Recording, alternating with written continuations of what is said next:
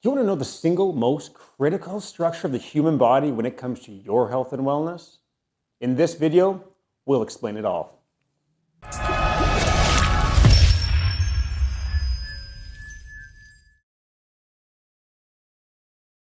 Have you experienced unrelenting or recurring lower back pain, neck pain, shoulder pain, knee pain, hip pain, or maybe some sort of a widespread tension in your body that just doesn't seem to go away?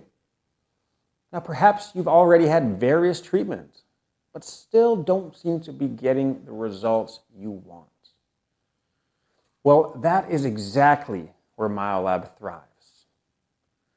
The Sacroiliac framework has formed the basis of our chiropractic team's approach to care since the development of MyoLab back in 2018. The sacroiliac joint, or the SI joint, right here, based of the sacrum and the ilium on the right side, ilium on the left side, right SI, left SI. It is the functioning part of the core of the integrating structure in which the head, neck, back, arms, pelvis, legs, and feet move in a synchronous motion in a pattern of nutation and counter-nutation. Now today we want to go through some key points and concepts to better describe how the Sacroiliac method has impacted the way that we treat chiropractically at MyoLab.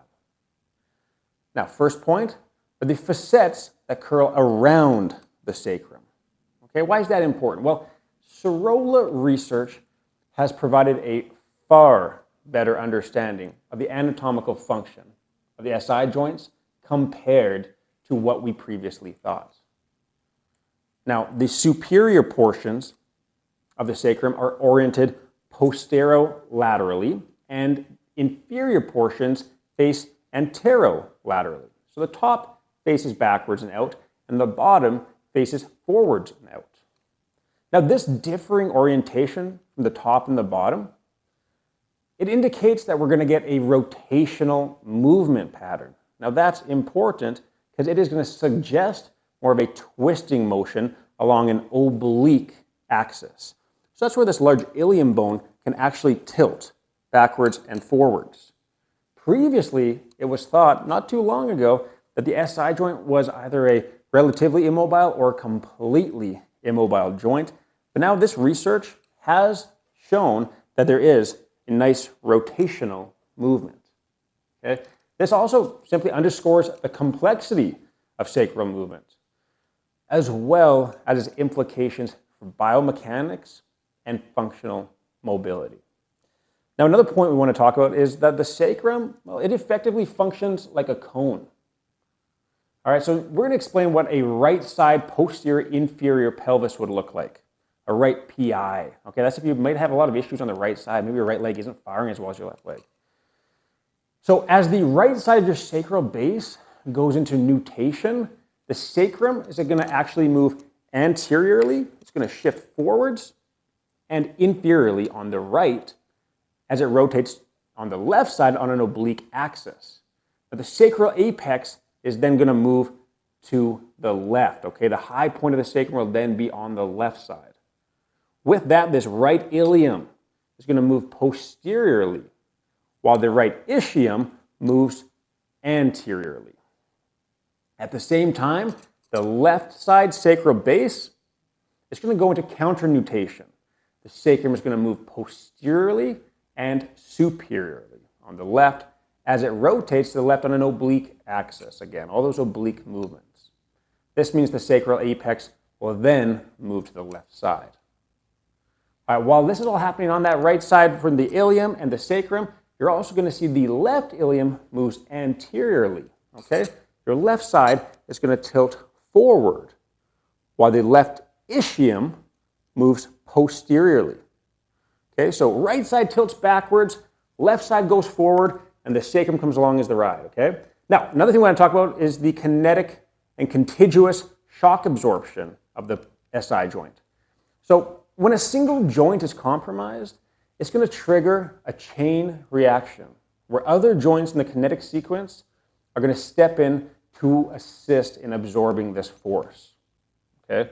So if you're kind of losing one of your shock absorbers, your other parts of the joints above and below in the body are going to help out. So now this mechanism involves the activation or inhibition or turning off of muscles, depending on their significance in maintaining both local and global equilibrium. All right, so some areas are going to turn on, some areas are going to turn off to help shock absorb when this large pelvis structure is compromised. Another aspect we want to look at is the ligamento-muscular reflex. Now, what this means is the nerve receptors coming through the spine here, they play a crucial role in controlling the muscle tension around the joints. And when you have a pelvis issue, you're going to irritate some of those nerves. So these receptors communicate with the muscles surrounding the joint. Right now we're talking about that SI joint. They're going to regulate the tension of those muscles. So in the event of a ligament injury through that dorsal sacral ligament, around the SI joint in general, the ligaments are going to initiate a response by activating the surrounding muscle, right? So the ligament gets damaged, gets loosened, and the muscles are going to either get activated, and this activation is going to aim to either tighten, or it can also activate to loosen a muscle, effectively redistributing the pressure away from those injured ligaments. Okay, so thus the intricate interplay between nerve receptors and muscles serves as a protective mechanism in response to ligament injuries. It's going to also aid in the stabilization and support of the affected joints. So this is why you might have pain directly in the SI joint, and other muscles are compensating to get nice and tight around it, and you feel the tension perhaps more so in your lower back than you actually feel the pain in the SI joint. That's because these compensating structures are working to help each other out to protect this damaged area. Now, if this response is unable to return to a healthy baseline after injury, muscle tension around a particular joint can become dysfunctional, leading to subsequent pain, tension, or dysfunctional movement. Okay? So it can go either way. Again, we can upregulate, we can create tension, we can downregulate, we can deactivate a muscle. We can do everything we can to try to absorb the load of your body coming down on this SI joint as best as humanly possible. But if it stays in that position for a while, it's probably going to lead to pain, tension, and dysfunctional movements. Now, other aspects beyond the Sacroiliac method that we want to talk about, right? So researching concepts that are important in understanding and addressing our members' pain and injury. Let's talk about that, okay? Pain generators versus dysfunction. Well, a study of 124 patients that were experiencing pain in the SI joint, they had diagnostic nerve blocks, which revealed that only 3% of the pain originated primarily from the SI joint itself, while the majority, about 90%, stemmed from the lumbar spine, that low back, 4% from the hip, and 3% had an undetermined source. Okay, so this study effectively emphasizes the need to address the dysfunction rather than solely focusing on alleviating pain, right? So it showed that while the dysfunction was in the SI joint, not very often was the actual pain through there, okay? So most commonly, we're going to have people come in and because they have low back pain or they have really tight low back or really tight hips, they might have neck pain, shoulder pain, knee pain, those things that seem far away from this area, but they are related. Now, another aspect of research that we want to talk about is regional interdependence. This is a concept that seemingly unrelated impairments, like I just talked about, in a remote anatomical region, like your elbow, your shoulder, may contribute to or be associated with a patient's primary issue or dysfunction. Again, in this situation, we're talking about that pelvis or the SI joint. Now, another concept we want to review is the arthrokinetic reflex. This is where nerves that innervate a joint also innervate the muscles around that joint. So if there's a problem within the joint, the surrounding muscles will be weakened or shut off. Right? So if we think about that, some comparisons, quick ones. With an SI joint issue, oftentimes the glutes are going to shut off.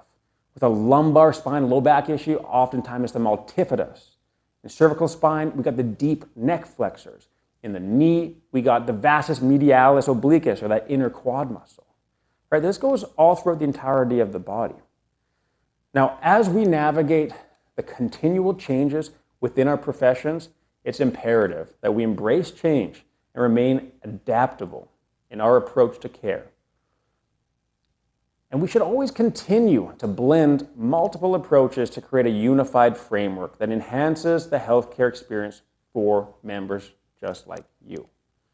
Right? So as research changes, we need to be updated with that as well. Again, this used to be an immobile joint, and now it's come to the forefront that there is a huge role in mobility that plays. Even though the mobility is small, the impact is great. So this commitment to staying up to date on research and also utilizing a multidisciplinary approach, it allows us to unlock innovative solutions for complex health challenges, ultimately leading to improved outcomes and greater well-being for our members. Now, through ongoing assessment, adjustment, and integration of new concepts, we ensure that our care remains evidence-informed and responsive to the evolving needs of our members, just like you. Now, do you want to see firsthand how this powerful structure is playing a role in your health and wellness? Book in today for a thorough assessment by one of MyoLab's great chiropractors by giving us a call at 403-930-8686 or visiting the booking link in our bio to schedule online. You want more info yet? Check out our other YouTube and Instagram videos or visit us at myolab.ca. Looking forward to connecting.